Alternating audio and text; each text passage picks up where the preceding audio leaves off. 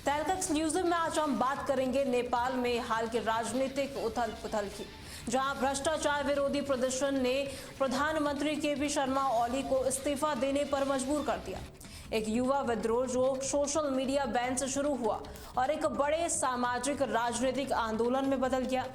तहलका एक्सक्लूसिव में बात करेंगे कि क्या हुआ, क्यों हुआ और कैसे नेपाल में हालात इतने बद से बदतर हो गए। 7 सितंबर को नेपाल सरकार ने फेसबुक, एक्स, यूट्यूब और इंस्टाग्राम पर प्रतिबंध लगा दिया था। सरकार का कहना था कि ये प्लेटफॉर्म नेपाल के रजिस्ट्रेशन नियमों का पालन नहीं कर रहे थे, लेकिन युवाओं ने इसे अभिव्यक्ति की स्वतंत्रता पर हमला माना। नेपाल में भ्रष्टाचार, बेरोजगारी और आर्थिक असमानता पहले से ही बड़ा मुद्दा थी। ओली की सरकार पर कई घोटालों के आरोप थे। सोशल मीडिया वो मंच था जहां युवा अपनी शिकायतें भ्रष्टाचार के खिलाफ सबूत साझा करते थे। इस प्रतिबंध ने उनके गुस्से को और ज्यादा भड़का दिया। 8 सितंबर को प्रदर्शन हिंसक हो गए। काठमांडू और अन्य शहरों ने हजारों लोग सड़कों पर उतर आए। कर्फ्यू की अवहेलना हुई, संसद भवन में आग लग गई और मंत्रियों के घरों पर हमले हुए। पुलिस ने आंसू गैस और गोलियां चलाई, जिसमें 19 से 21 लोग मारे गए और सैकड़ों घायल हुए हैं। प्रदर्शनकारियों ने इसे युवा विद्रोह कहा। उनकी मांग थी कि भ्रष्टाचार खत्म करने और सरकार को जवाबदेह बनाने की बीच इसको लेकर बातचीत की जाए। इस बीच ओली की सरकार कमजोर पड़ रही थी। गृह मंत्री रमेश लेखक सहित कई मंत्रियों ने इस्तीफा दे दिया था। सेना प्रमुख ने भी ओली को इस्तीफा देने की सलाह दी। 9 सितंबर को भारी दबाव के बीच केपी शर्मा ओली ने राष्ट्रपति को अपना इस्तीफा सौंप दिया। इसे तुरंत स्वीकार कर लिया गया। प्रदर्शनकारियों ने इसे अपनी जीत माना और कई जगहों पर जश्न शुरू हो गया, लेकिन हिंसा अभी पूरी तरीके से थमी नहीं है। काठमांडू हवाई अड्डा आंशिक रूप से बंद है और कुछ खबरें हैं कि ओली इलाज के बहाने दुबई जा सकते हैं। मौजूदा मंत्रिमंडल अंतरिम आधार पर काम करेगा, लेकिन नई सरकार का गठन अभी बाकी है। आज नेपाल में माहौल मिला जुला है। कुछ लोग ओली के इस्तीफे का जश्न मना रहे हैं, तो कुछ जगहों पर प्रदर्शन और ज्यादा बढ़कर सामने आ रहा है। प्रदर्शनकारी अब नई सरकार और भ्रष्टाचार विरोधी सुधारों की मांग कर रहे हैं। यह आंदोलन नेपाल के युवाओं की ताकत को दिखाता है, लेकिन देश में अस्थिरता का खतरा और भी ज्यादा बना हुआ है।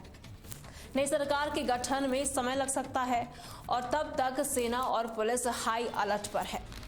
अब बात करेंगे उन देशों की जहां नेपाल की तरह ही हालात देखने को मिले थे। सबसे पहले बात बांग्लादेश की, जहां 2024 में बांग्लादेश में छात्र नेतृत्व वाला भ्रष्टाचार विरोधी और आरक्षण नीति के खिलाफ प्रदर्शन शुरू हुए। ये प्रदर्शन जल्द ही हिंसक हो गए, जिसमें 300 से अधिक लोग मारे गए।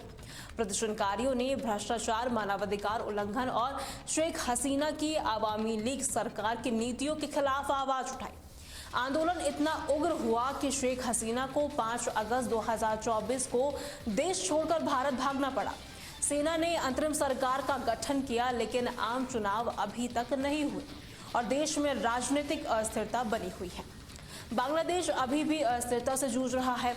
अंतरिम सरकार के तहत कुछ सुधार की कोशिशें हो रही है, लेकिन भ्रष्टाचार और अस्थिरता की जड़ें इतनी गहरी है कि हालात बद से बदतर है।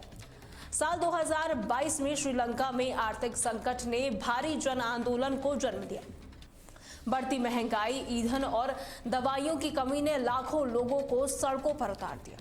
9 जुलाई 2022 को प्रदर्शनकारियों ने राष्ट्रपति भवन और संसद पर कब्जा कर लिया, जिसे अर्गालाया संघर्ष आंदोलन कहा गया। राष्ट्रपति गोटाबाया राजपक्षे को देश छोड़कर भागना पड़ा और उनके भाई प्रधानमंत्री महिंदा राजपक्षे ने भी इस्तीफा दे दिया। अनुराग कुमार दिशानायके को बाद में राष्ट्रपति चुना गया। श्रीलंका अभी आर्थिक सुधार की राह पर है, लेकिन सामाजिक और राजनीतिक तनाव बरकरार है।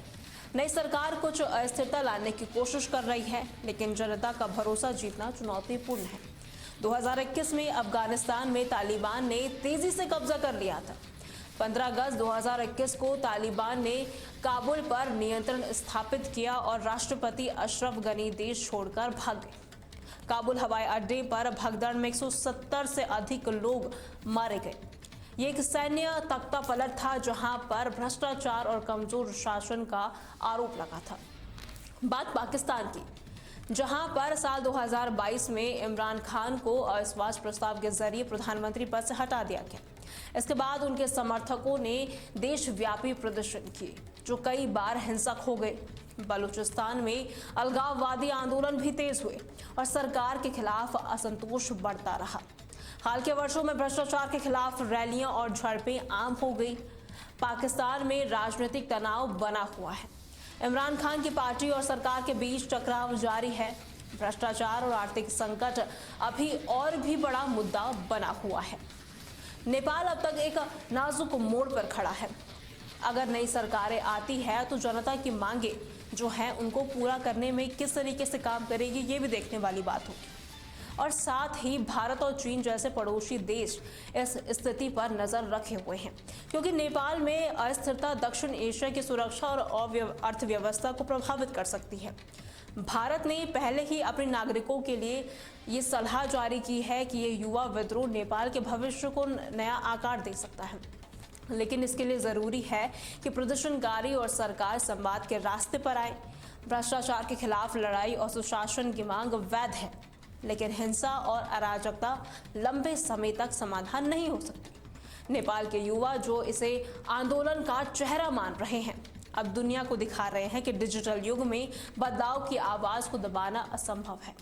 सवाल ये है कि क्या नेपाल इस मौके को एक मजबूत पारदर्शी लोकतंत्र में बदल पाएगा या ये संकट और गहराएगा। तहलका एक्सक्लूसिव में फिलहाल के लिए इतना ही। खबरों के लिए बने रहे तहलका डिजिटल के साथ।